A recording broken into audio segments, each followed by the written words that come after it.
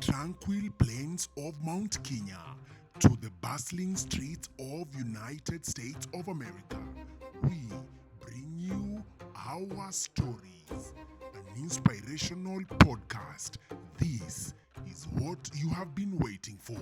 Hello, everybody, and welcome back to our third episode in our stories podcast. I am super excited that you're in this space and feel welcome. My name is Jesse, and this space I'll be sharing some of the things that I did in my 20s and also sharing my story as far as, like everything that is happening or has happened in the past. A lot is still on the way. So if this is your first time in this space, please consider subscribing because I'll be bringing people who've been calling me and telling me, we've seen what you're doing. We want to come into your space and share our stories. And so we'll be having incredible people sharing their stories, how they've managed to move all the way from their home countries. And I'm talking about different places, not only from Kenya, but also the other countries from Africa and also from Asia. They're willing to come and share their stories in this space. And so what an amazing experience to learn from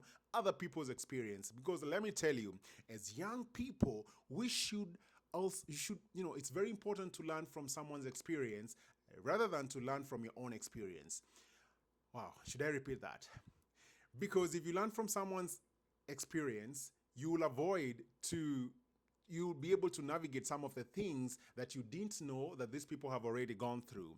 Well, sometimes they say learning from your own experience is also a word experience, which I am not discrediting, but I'm saying it is very important to listen to other people's stories. And remember, our stories can only be told by us because we carry them each and every day. We walk with them, we journey with them each and every step of life. And therefore, that's why you should consider subscribing to this channel because a lot is coming, a lot is on the way.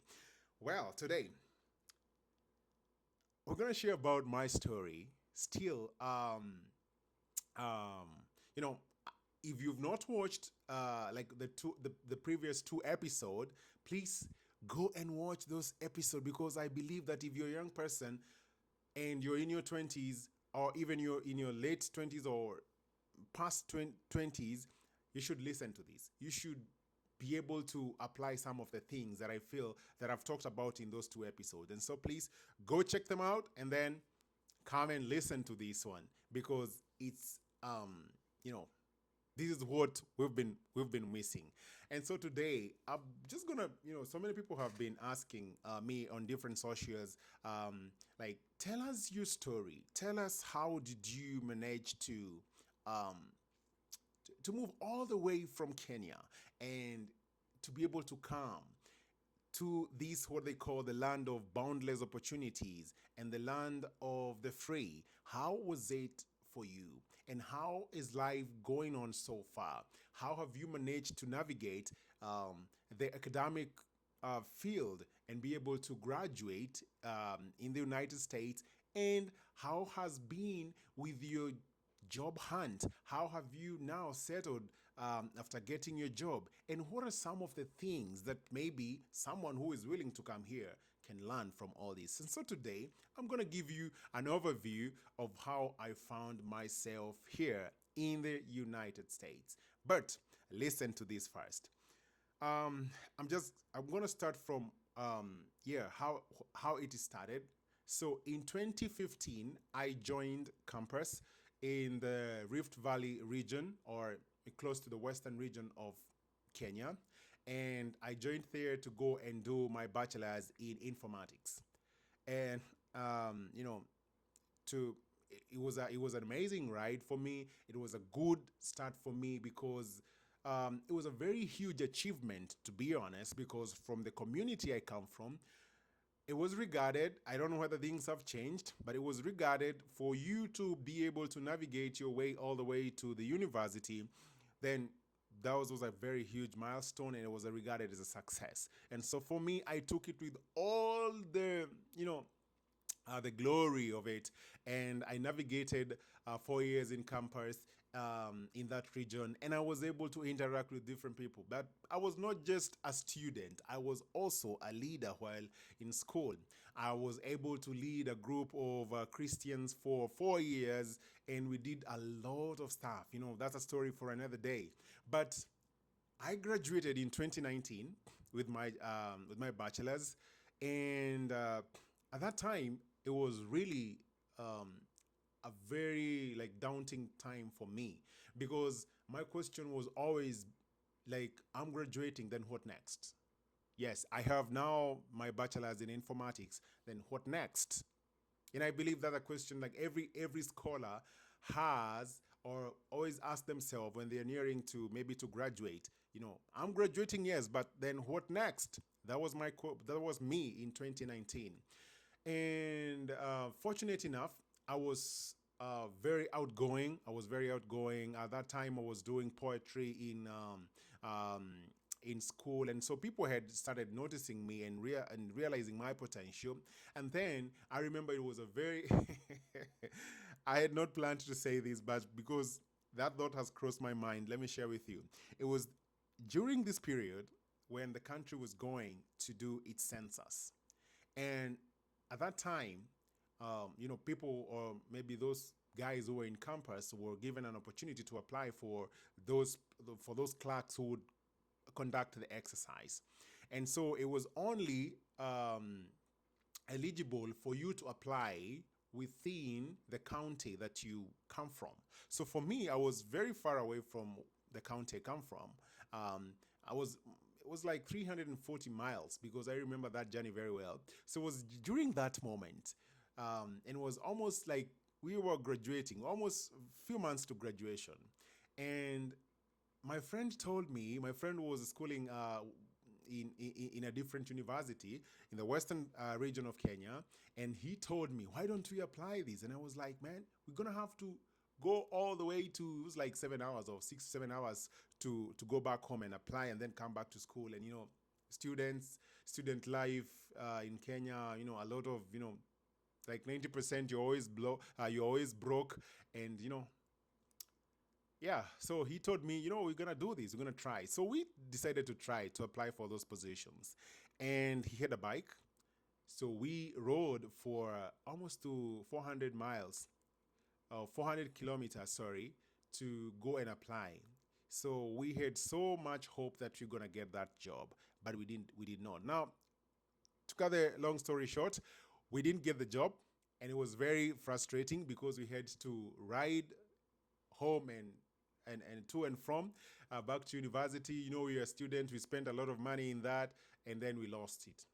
And then I kept asking myself, then I'm almost graduating, then what next?